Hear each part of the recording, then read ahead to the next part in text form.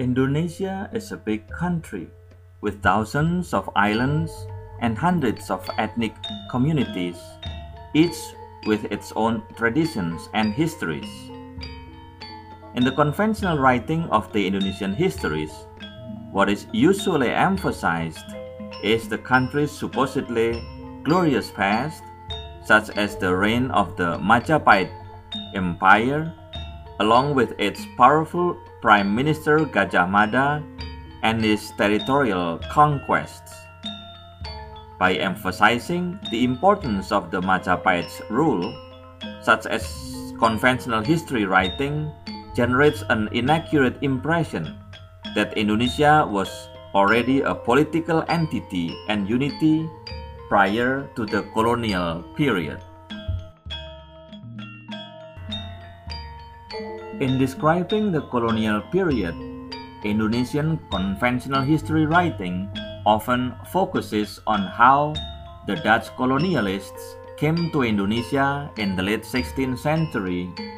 or how various local anti-colonial rebellions started and were defeated, or how the colonial government exploited Indonesia's peoples and natural resources, or how some local leaders preferred to collaborate with the colonial government instead of defending their people's rights.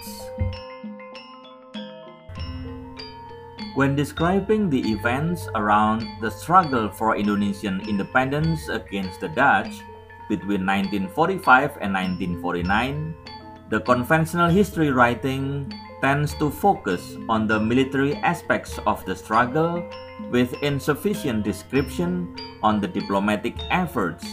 or the participation of the people in the grassroots levels. As a result, the conventional history writing often neglects the most important element of Indonesia's life and struggle, namely the people of Indonesia themselves. Conventional history writing tends to ignore the people outside the political power circle, including farmers, fishermen,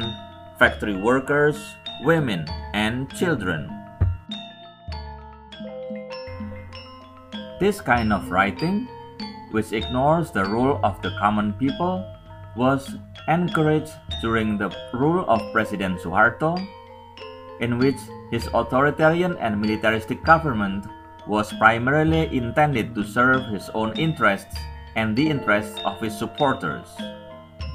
During his long rule, any history books that discussed past injustices or human rights abuses were banned, such as books on the 1965 tragedy, in which at least 500,000 Indonesians were massacred during a period of anti-communist purge, or the 1997-1998 political unrests, in which many native and Chinese Indonesians were attacked, raped, or burned alive during the riots in the eve of Suharto's resignation. Another period that is often suppressed in the writing of Indonesian histories is Indonesia's 1975 invasion and the 24-year occupation of East Timor, along with the brutal violence against the local population.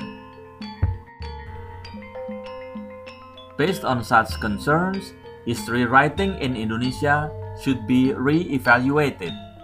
Histories of Indonesia need to be rewritten with greater emphasis on the people of Indonesia themselves,